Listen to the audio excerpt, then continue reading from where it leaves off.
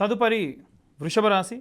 వృషభ రాశి వారికి సంబంధించి ద్వితీయంలో గురువు మరియు శుక్రగ్రహ సంచారం, అలాగే ఏకాదశ స్థానం నందు శనిగ్రహ సంచారం. అంటే ద్వితీయాధిపతి తృతీయంలో సంచారం చేయడము, అది వీరికి ద్వితీయంలో ఉండడము, ఇది విశేషమైనటువంటి సత్ఫలితాన్ని ఇస్తుంది. కానీ ఎవరైనా సరే జాతకరీత్యా కలత్ర దోషంతో గనక ఉంటే, మీ యొక్క జాతకంలో శుక్రగ్రహం బాలేకుండా ఉంటే దాన్ని కలత్ర దోషం కింద పరిగణలోకి తీసుకుంటారు.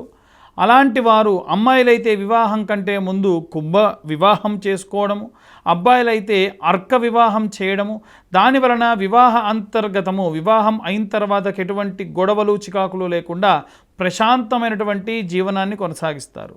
ముఖ్యంగా ఈ యొక్క వృషభ రాశి వారిని మనము భూతత్వ రాశి కింద పరిగణలోకి తీసుకుంటారు.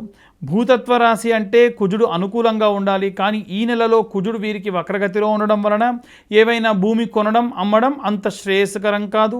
వీలైనంత వరకు కూడా సాఫ్ట్ కలర్లో ఉండేటువంటి వస్త్రములు ధరించడం మంచిది. గృహిణులు, విద్యార్థులు, సినీ రాజకీయ రంగాల వారు అందరికీ కూడా ఈ నెలలో విశేషమైనటువంటి కొన్ని సత్ఫలితాలు పొందేటువంటి అవకాశం ఉంది.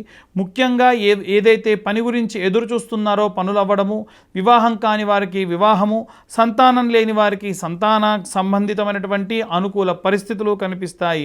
అలాగే ఏవైనా మొక్కులున్నా ఈ వారంలో తీర్చుకోవడం వీరికి విశేషమైనటువంటి శక్తిని కూడా ఇస్తుంది. అలాగే ఈ రాశిలో ఉన్నటువంటి వారు ప్రత్యేకంగా మహాలక్ష్మీదేవి యొక్క ఆలయానికి వెళ్ళి సందర్శించడము, అలాగే ఏవైనా దానం ఇవ్వదలుచుకుంటే బియ్యము లేదా బొబ్బెర్లు వీరు దానం ఇవ్వడము వీరికి విశేషమైనటువంటి సత్ఫలితాన్ని ఇస్తుంది.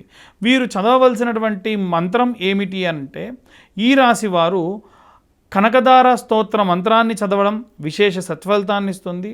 అలాగే వీరు కొబ్బరి నూనెలో ఆవు నెయ్యి కలిపి నిత్య దీపారాధన చేయడము ఈ వారమంతా కూడా విశేష సత్ఫలితాలు పొందవచ్చు.